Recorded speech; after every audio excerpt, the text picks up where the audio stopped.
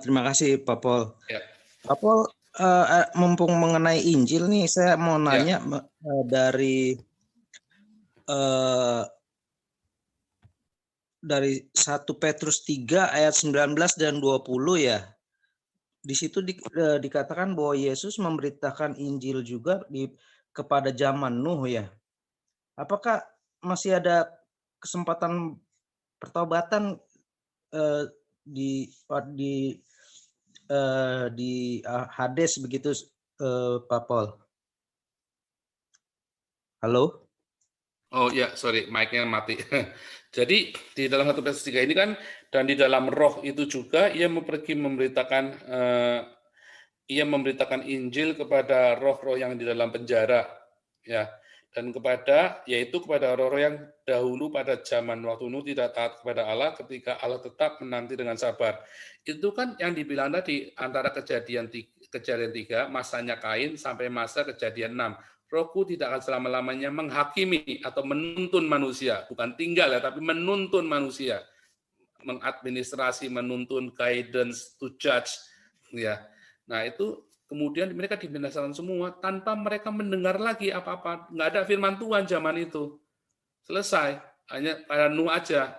Nuh kemudian masuk ke Bahtera dan mereka mati begitu aja, makanya mereka semua diberitakan kembali kebenaran itu.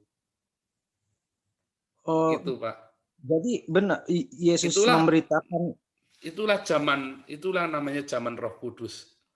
Ya kan, di era Roh Kudus. Makanya hari ini di era Roh Kudus yang sekarang ini, Injil juga diberitakan, Roh Kudus juga tinggal di dalam manusia kembali ke zaman Kejadian 3 sampai di dalam Kejadian sampai Kejadian 6, di mana roh itu kembali menghakimi hidup manusia. Makanya tadi di Ibrani ya, orang yang meremehkan kasih karunia itu, dia sudah tahu kebenaran.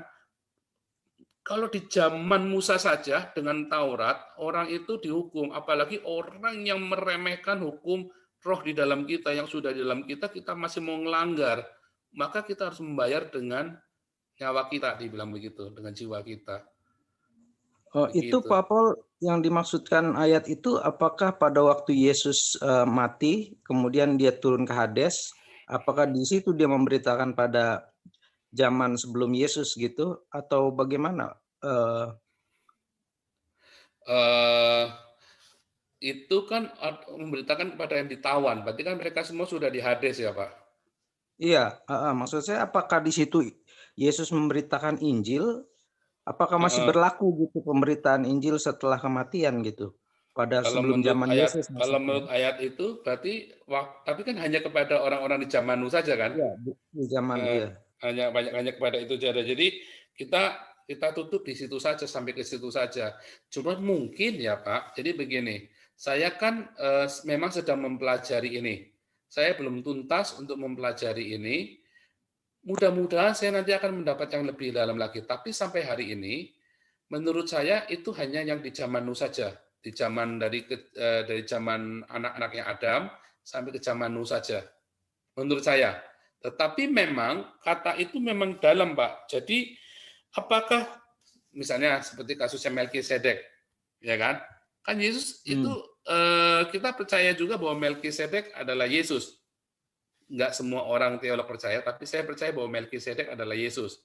Ya, karena Yesus berkata sebelum Abraham ada, ego eimi, aku ada. Ya kan? Dan Melkisedek juga termasuk yang tidak punya bapak, tidak punya ibu, dan kekal.